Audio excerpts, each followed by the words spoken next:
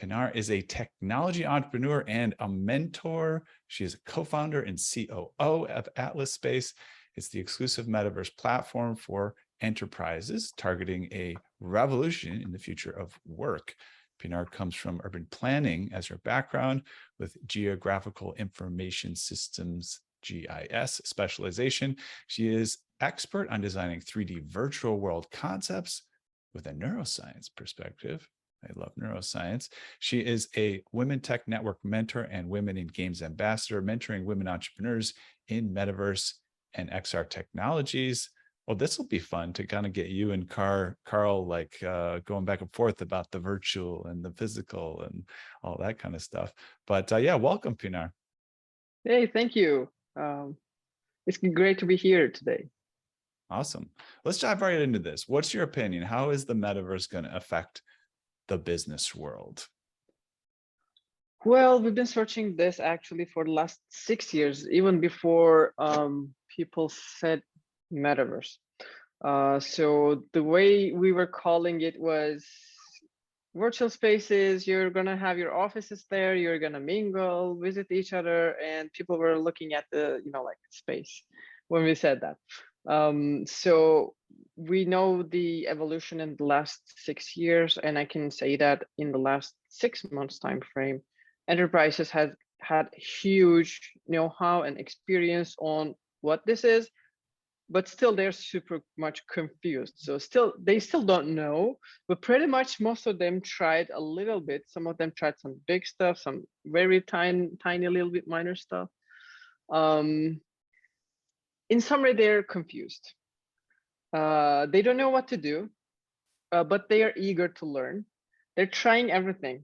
They're doing events. They're doing some exhibitions. They're trying to open some buildings or lands at some different platforms. So we're one of the platforms that is targeting to lead them the way. We're uniquely targeting the enterprises. You can imagine like we are the LinkedIn of Web3. So we have got this 3D virtual world of our own, and we're onboarding all the companies, the enterprises there within a focus they need. Finding that purpose is super hard because most of the time it seems like it's nice to have. It's not a must have for the moment. So it is really hard. It's a really hard question to answer. What will make my audience come back to the platform? Yeah, I mean, it actually reminds me of Carl's point, which I totally agree with, about these technologies being sort of nascent in people are more focused on, isn't this cool, than like, what can this do that you can't do in any other way, right? And I think it's just like you said, Carl, people putting radio shows on the television, people are putting physical things in the metaverse. It's like, oh, look what I can do. I can go bowling in the metaverse. It's like, yeah, well, you could also just go bowling in the real world. Well, what can you only do in the metaverse? Have you put thought into that, Carl? Like, is there anything that maybe, and not to pressure anything specifically, like, I can only do that in the metaverse, and that's why the metaverse is cool?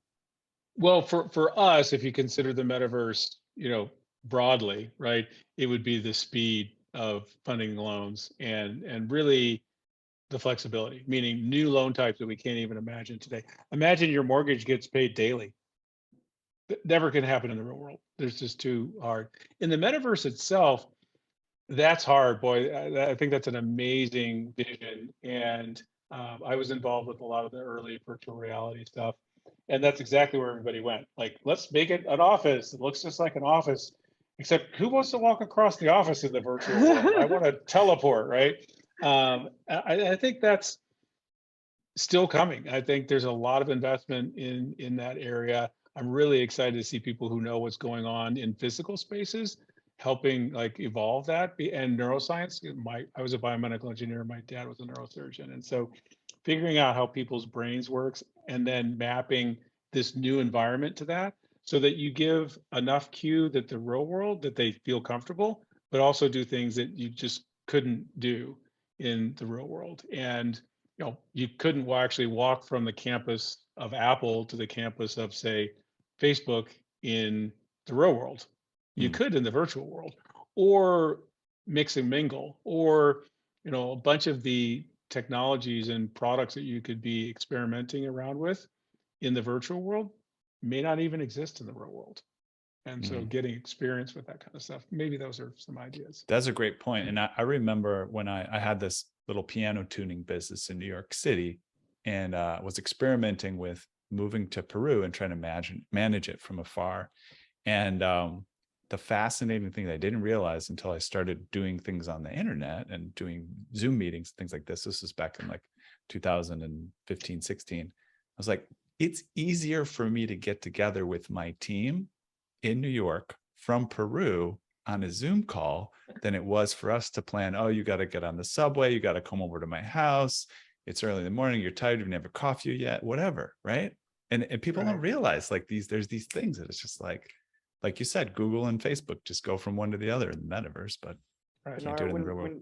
Do you, how often are you telling people when they're coming to you like that this doesn't need to be on the blockchain and this does need to be on the blockchain? Like, where do you broker that relationship in the metaverse? Is that question to me? Yeah, I think so. Yeah. Okay. My target is enterprises.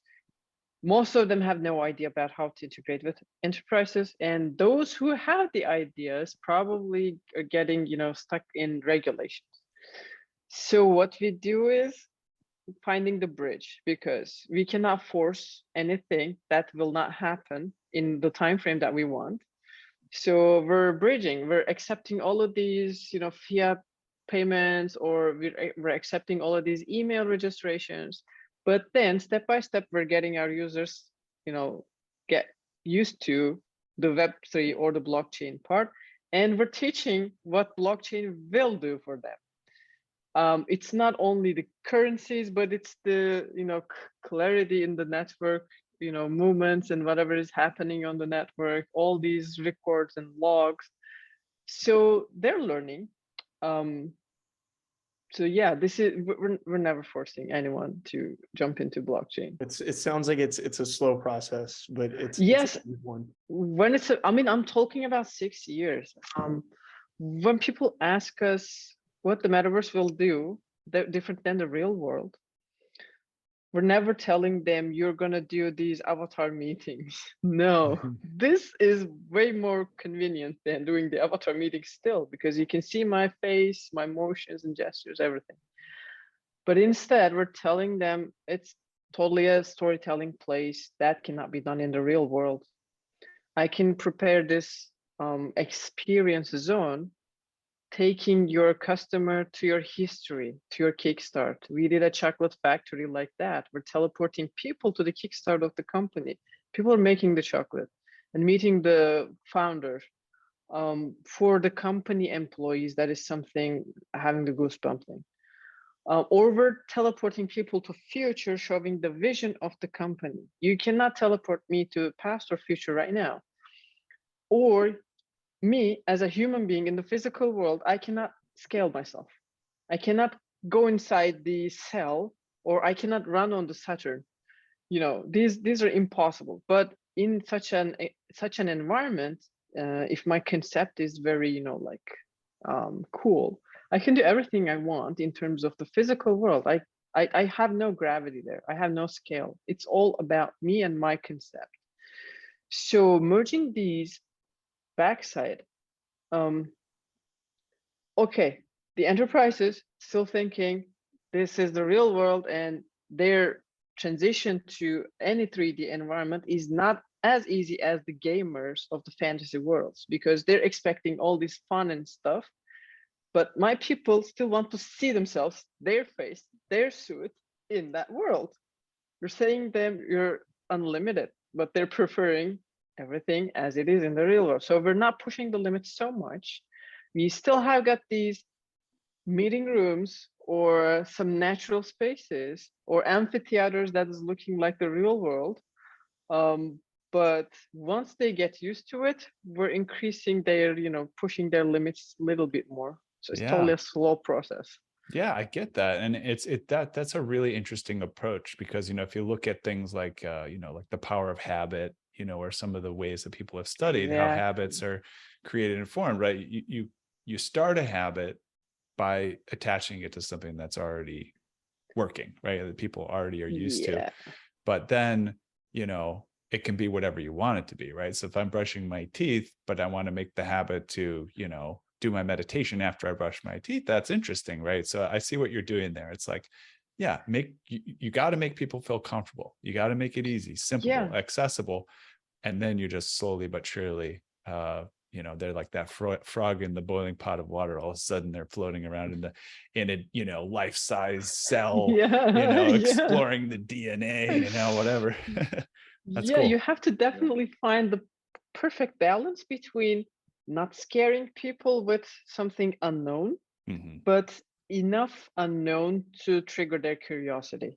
It- There's it- very, you know, sensitive Is it balance. building familiarity with like digital identity? Is that kind of the struggle there? Because a lot of it feels like could exist without blockchain, but the blockchain becomes important once they take on that digital identity more fully.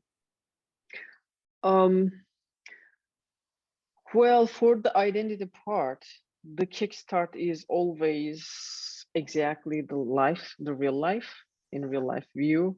We even have got some digital twin photogrammetry studios in our office spaces where we exactly, you know, take the photos of the person 100 from 100 different point. They don't care in the beginning. They don't care about the blockchain. They don't know the blockchain, so they don't care about the blockchain. But once we put them on the platform, they can realize they can change. They can change their hair, their color. They can even be a dinosaur. We see those limits. A CEO at 65 years old, you know, running all of these 10,000 employee company, walking around in a dinosaur costume. We've seen these stuff. So Nice. but then they ask like, then what is the blockchain? At that point, we have to tell them about, how the identity If you fits want with to the blockchain. own your dinosaur costume, we're gonna have to start talking about the blockchain. Yeah, exactly. Otherwise, anybody can take it from you. If you want to be unique with your avatar, if you don't want your 3D avatar Right. for anyone else to be used, There you you know, go. like, there comes the Well, I blockchain. think it's like the early internet stuff. Like people tried to tell people like, oh, this is what the internet is, why it's important. And all they cared about was buying books faster.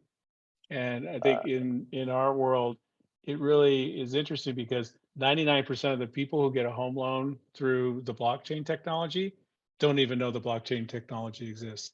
They just know they got their home loan fast and the terms were better than they could get anywhere else. And they don't care. And I think that's awesome, right? Yeah, The that's a 1% kickstart. that do care, it's a kickstart, exactly. There's this example I love. When the wheel first invented, it was for pottery. So it was just for making the pots. It was turning on the ground. It took 300 years for somebody to put it upwards Wow. and create a chariot.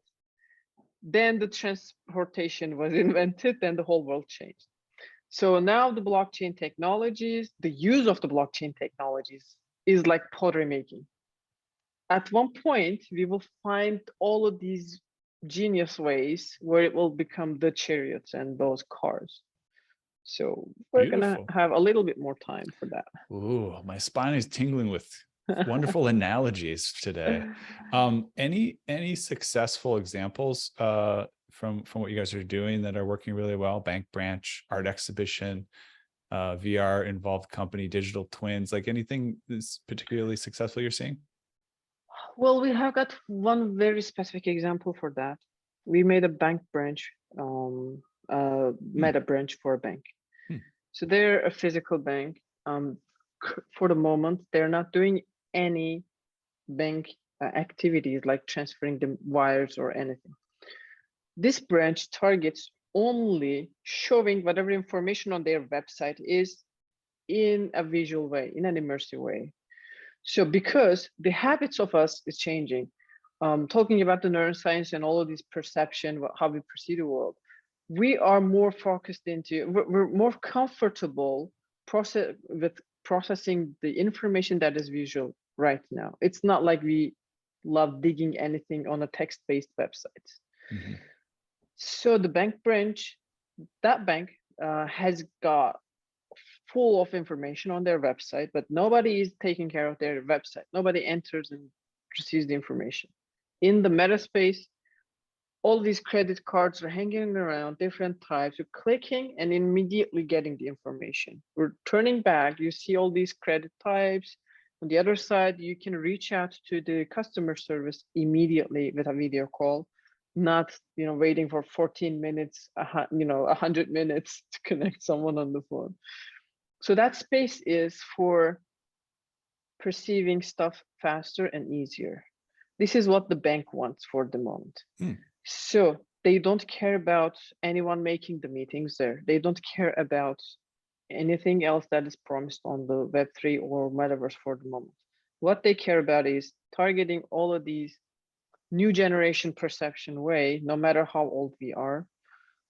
So this is a great example, and we do it on both web and virtual reality. So they're making all of these meetings, their internal meetings with VR supported as well. So they love it. We involve both of the technologies at the same time. So you're on VR, I'm on web. We can see each other in a smooth way. So yeah, that's really and they're very interesting. pretty happy about it. Yeah. Yeah. Seems like we solved the problem. Well, I know there's no, once there's like an actual sort of physical metaverse location, please consider that I could have a dinosaur as my bank teller. I think I would find that fun. I think the bank would be a little, and they'd be like, oh, I can't quite fill out this form. Yeah, that's awesome. Well, really great stuff, Pinar.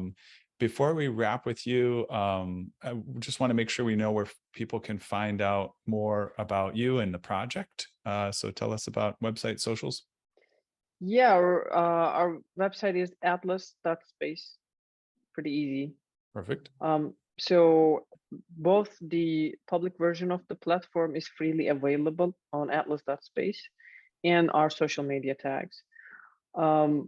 We are soon going to release our token about February timeframe. So if the folks join our Discord channel, we'll be announcing them only on Discord channel in the beginning. So better follow up. Perfect. And we go ahead. Yeah, go ahead. I mean to cut you off. And plus, for the audience, we'd be happy to plan an art gallery. If there's any NFT collection owner or any NFT producer team, we can give away one of the art spaces that we have for 3 months time, and create their virtual space, redirect all of these NFTs to these sales websites wherever they are listed. So we can consider that. Interesting. Yeah. We talked about this before, and we'll work out some details later. But long story short, listeners, look out for some type of giveaway that might involve like a virtual art gallery as well. We'll listen for the socials on that. All right, Pinar, thank you so much for joining us. It was really a pleasure. Awesome conversation. Glad we could integrate with you and Carl. And we'll catch you on the flip side. All right. See you later. Guys.